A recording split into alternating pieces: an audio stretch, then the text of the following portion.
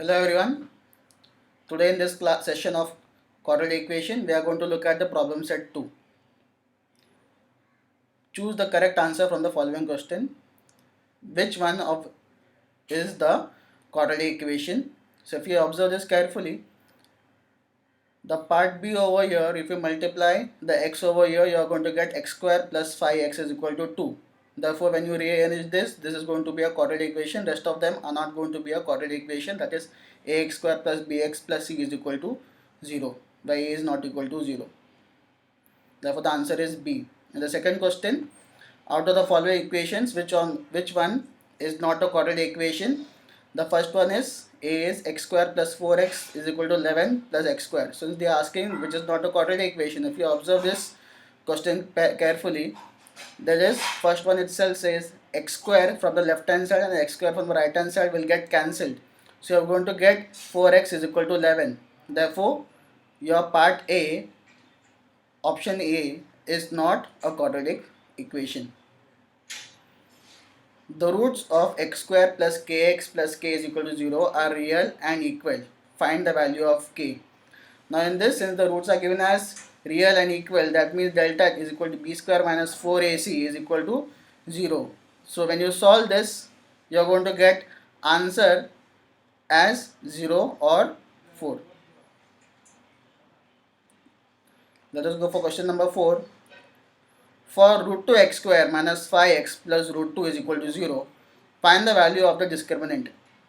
Now over here, the value of the discriminant can be found by using the equation b square minus 4ac. So b square over here is b is minus 5 the whole square minus 4 into a into c. Your a is root 2 and c is root 2. So 5 square is 25 and 4 into root 2 is 2. So 4 into 2 is 8. So you are going to get 25 minus 8 is equal to 17. So the answer is B. Now question number 5.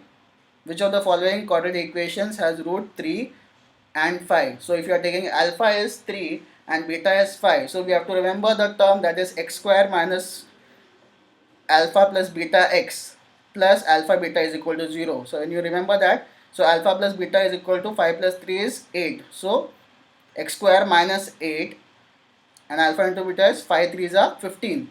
So x square minus 8x plus 15 is equal to 0. So you have to use this equation. Let us go for question number 6.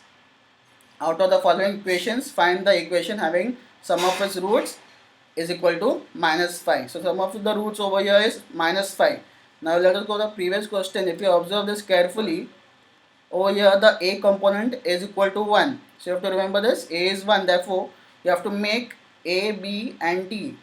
You have to divide all of them by 3. Then only it will become 1. Therefore when you observe this carefully, your sum should be minus 5. So the answer you should get is D. So 3 by 3 is 1. So x square plus 5x plus 3 is equal to 0. So it is minus alpha plus beta. Therefore minus 5 minus x is equal to plus 15. So go to that answer as D. Question number 7. Root of m square minus 5m plus root 5 is equal to 0. Which of the following statement is true for the given equation? Now if you observe that, you have to use discriminant, that is delta is equal to b square minus 4ac. So if delta is equal to 0, it is roots are real and equal. If delta is greater than 0, then the roots are real and unequal, and if delta is less than 0, then the roots are not real. So when you solve this, you can observe this and solve and check that you are getting that delta is equal to minus 5. So answer is C, roots are not real. One of the roots of the equation x square plus mx minus 5 is equal to 0 is 2. Find m. So over here again you just have to solve. Since the roots have been given, you just have to put 2 square is 4 plus m into 2 minus 5 is equal to 0. So 4 minus 5 is minus 1. So minus 1 goes to the right hand side. It is m into m is equal to minus 1. So m is equal to 1 by 2. Okay. If you solve this by putting m is equal to x is equal to 2 in this equation, you will get the answer. Let's go for some other question, that is question number 8. The rest of the sums are similar to what we have done in the practice set. So you can try it on your own. Let us go for some important problems. That is find m if m minus 12x square plus 2 m minus 12x plus 2 is equal to 0 has real and equal roots. It has been given has real and equal roots. So over here, if you compare this with the standard form of quadratic equation, we are getting a is equal to m minus 12 and b is equal to 2m minus 12 and c is equal to 2. So we have to use delta is equal to b square minus 4ac to find the solution of this. When you are getting delta is equal to b square minus 4ac, we are going to get 4m square minus 96m plus 576 minus 8m plus 96. So don't be afraid with such questions, it is simple. Now so we are getting delta is equal to 4m square minus 104m plus 672. Now obviously, since the root are being given real and equal, we are going to get delta is equal to 0. So when we are going to equate this and solve this, we are going to get m is equal to 14 or m is equal to 12.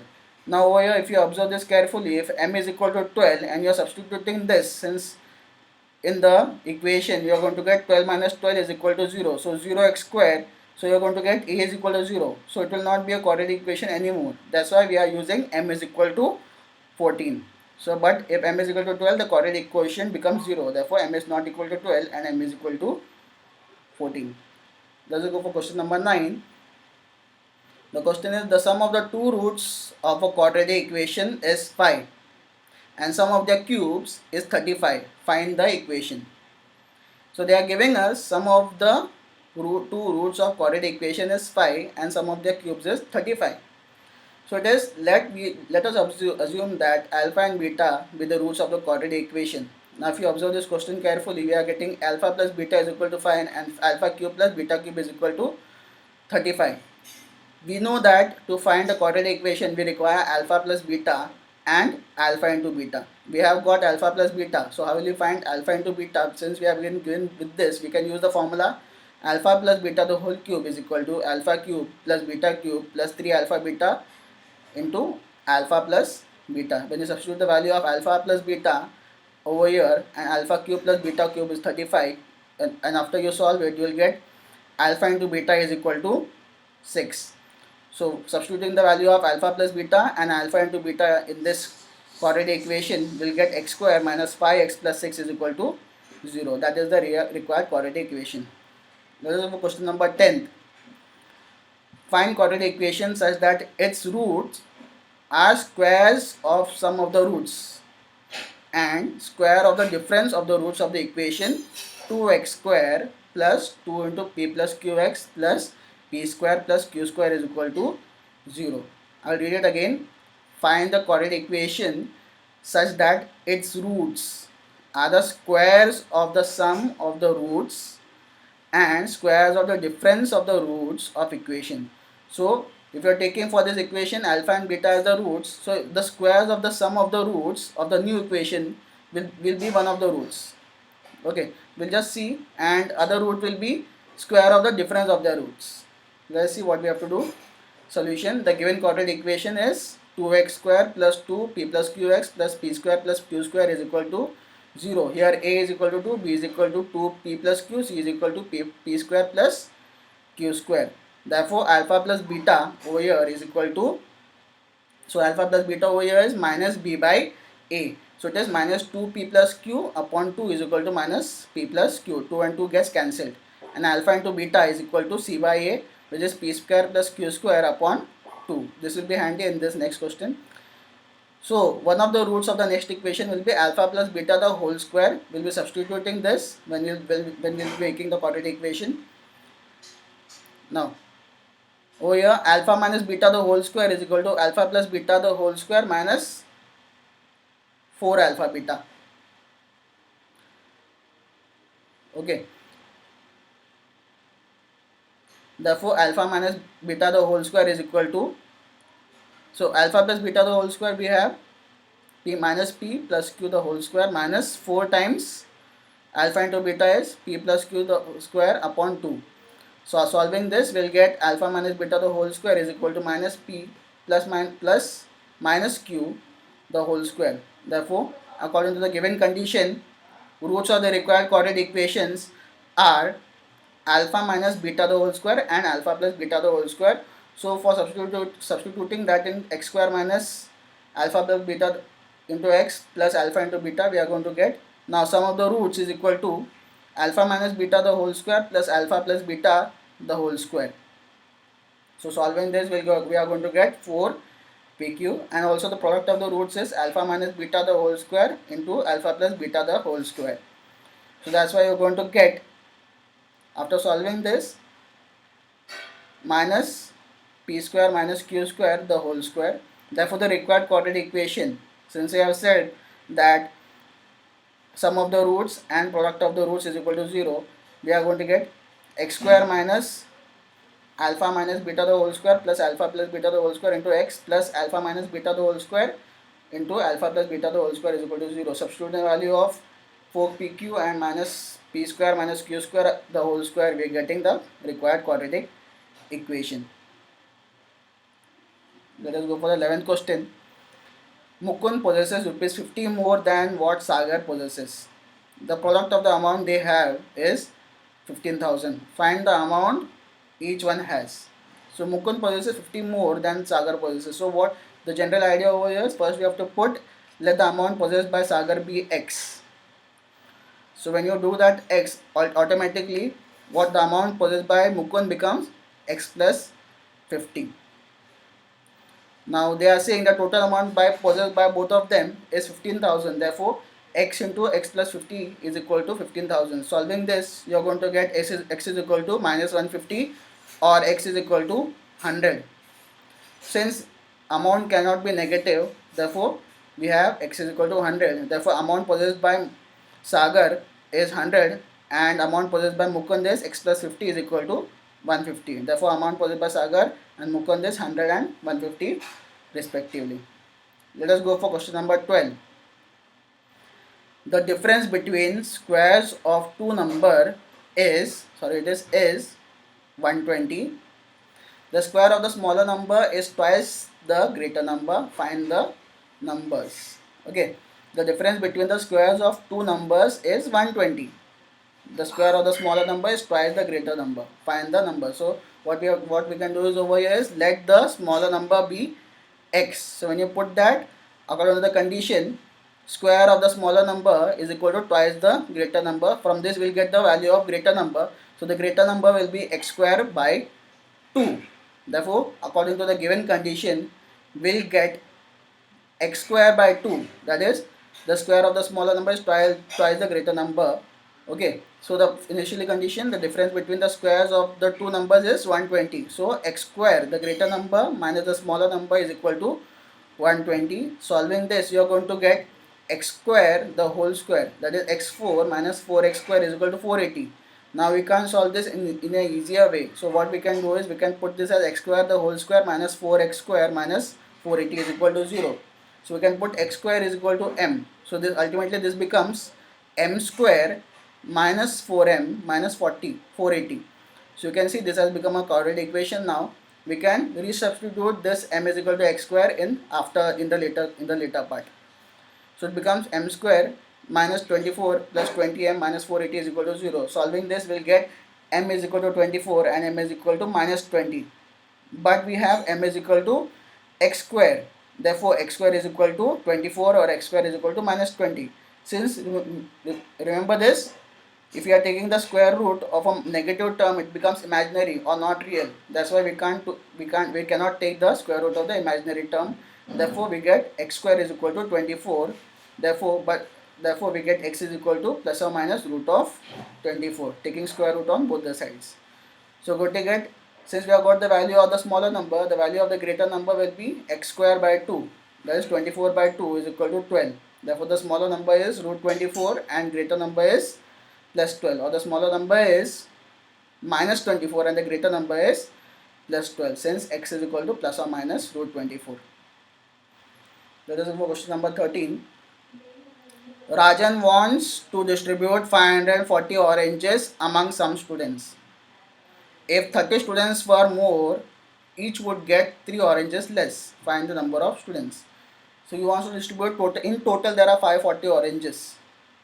So now imagine that you have around 20 chocolates with you and you want to distribute it among 10 students. So when you do that, it will be 20 by 10. So each student is going to get around 2 chocolates. This question is almost similar. That is, if you are taking the number of students as x and the total number of oranges is 540, therefore over here the number of oranges each student gets is 540 by x. Now what is the condition over here? There are 30 more students. When there are 30 more students, each student will get 3 oranges less. So we're going to get, if there were 30 more students, the total number of students is x plus 30, and the total number of oranges each student will get is equal to 540 by x minus 3, because each student would have got 540 by x, but now it is minus 3, that is 3 times less. So we're going to get, according to the given condition, the total number of oranges, that is x plus 30 into 540 by x minus 30 is equal to 540. So solving this, we are going to get x is equal to minus 90 or x is equal to plus 60, but number of students cannot be negative, therefore x is equal to 60. The total number of students is 60. Let us go for question number 4. This is an interesting question. Mr. Dinesh owns a rectangular agricultural farm at village Talvel. The length of the farm is 10 meter more than the twice the breadth. In order to harvest rainwater, he dug a square-shaped pond inside the farm. The size of the pond is 1/3 of the breadth of the farm. The area of the farm is 20 times the area of the pond. Find the length and breadth of the farm and size of the pond. So we have to find the dimensions of the farm as well as the dimensions of the pond. Now if you observe this image carefully, what they are saying is, if we are taking the breadth of the farm as x, so according to the given condition, what we are going to get is the length of the farm is 2x plus 10, that is the length of the farm is 10 more than twice the breadth. Now the second case, what they are saying is, for the pond, since it is a square, the side of the pond is 1/3 that of the length of the breadth. Therefore we are going to get, so let the breadth of the rectangular farm be x, therefore the length of the rectangular farm is 2x plus 10 meters. Area of the rectangular farm is equal to length into breadth. So it will be 2x plus 10, this length into breadth is x. So it is, when you put this x inside, you are going to get 2x square plus 10x square meters. Now side of square shaped pond is equal to x by 3 meters. Therefore area of the square shaped pond is, the area of a square is side square, therefore x by 3 the whole square, you are going to get x square by 9. Now according to the given condition, area of the rectangular farm, okay, the area of the rectangular farm is 20 times the area of the pond. So we are going to get 2x square plus 10x is equal to 20 times x square by 9. You are going to get, solving this and rearranging the terms, you are going to get x is equal to 0 or x is equal to 45. Since the breadth cannot be 0, therefore the breadth is equal to 45 meters. Therefore length of the rectangular farm, substituting the value of x is equal to 45, since you have got the breadth, the length will be 2x plus 10. 2 into 45 plus 10 is equal to 100 meters. Okay. Therefore, the length and breadth of the farm and pond are 100 meters, 45 meters and 15 meters respectively, because length of the side of a pond is equal to x by 3, that is 45 by 3 is equal to 15.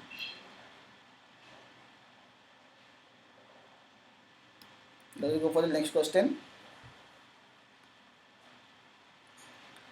A tank fills completely in 2 hours.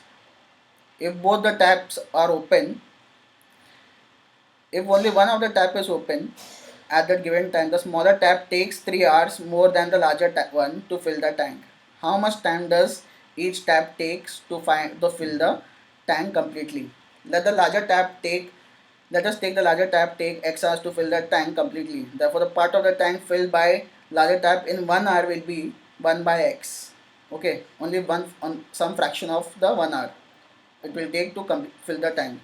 Also, the smaller tap takes x plus 3 hours to fill the tank completely. So therefore, the part of the tank filled by smaller tap is 1 by x plus 3 hours. Therefore, total it for the tank to fill in 1 hour, the fraction of the tank that is being filled in 1 hour when both the taps are open, it is addition of both of them 1 by x plus 1 by x plus 3.